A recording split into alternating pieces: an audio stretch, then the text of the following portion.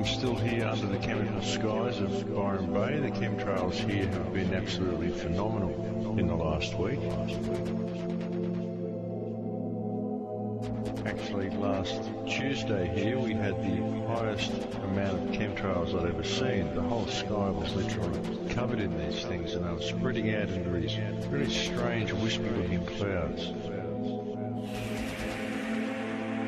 You could see real clouds on the horizon, big fluffy cumulus clouds, but there were no actual clouds directly overhead, and planes would fly over, they'd leave a little tiny streak, not very long at all, not across the whole sky, just a little tiny streak, and it was like it multiplied in the air, like it would just turn into this big hazy cloud bank, and then it would just sort of streak out across the sky.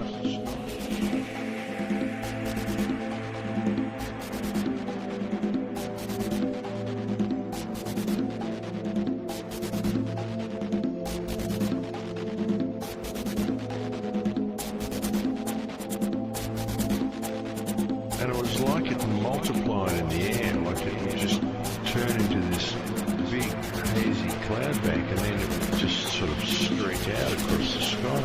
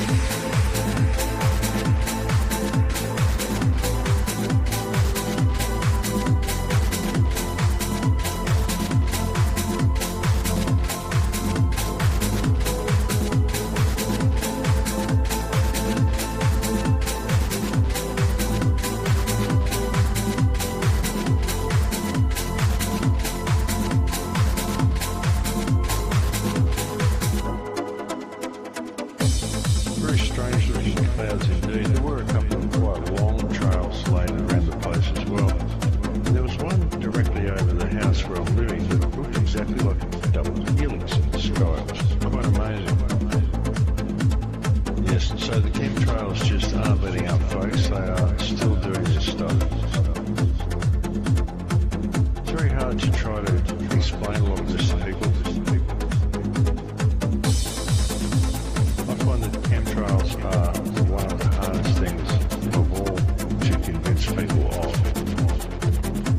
Because a lot of people quite rightly think, well, why would any ruling elite, if there is a ruling elite, why would they be spraying the sky with chemicals? Because they would be poisoning themselves too.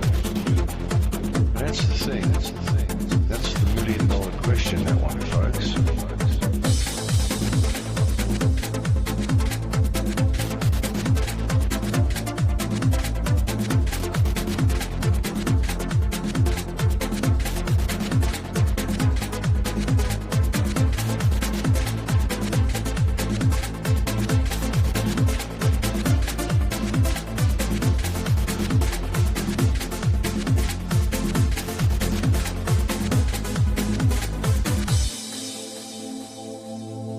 We know this is going on. These are definitely not contrails, folks. I mean, I don't know what they are, but I know what they are not, and they are not contrails. And my father used to tell me about clouds and about contrails, and even when we used to see planes fly over when I was a child, we get quite excited when we saw one with a contrail. I always asked Dad about them, and he used to tell me that it took special circumstances for a plane to create a contrail. The planes had to be at a certain altitude, and the air would have to be a certain temperature. And what would happen would be the heat from the exhaust would boil this water in the air, and boil it and create condensation, and the condensation would freeze in the air, and it would create this long trail of ice particles behind the plane.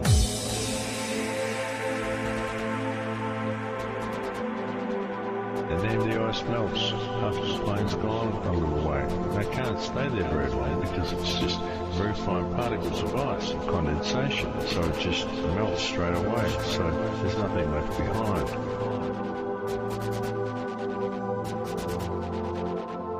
That's what contrails are, folks.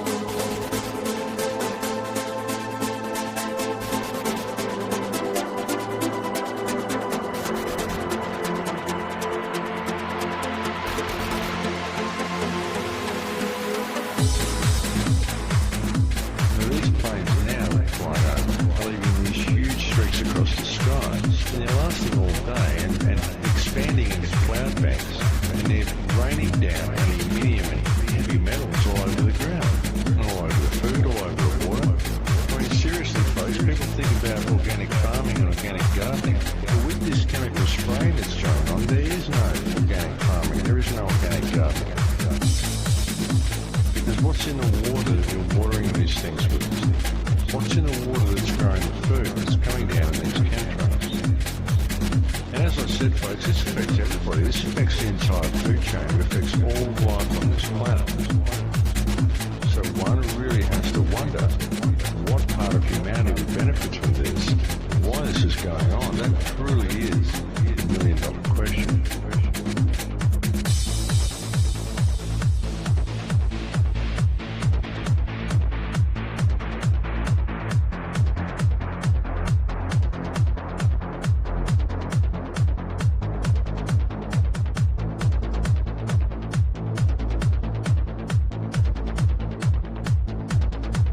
And it was like it multiplied in the air, like it would just turn into this big hazy cloud bank, and then it would just sort of streak out across the sky.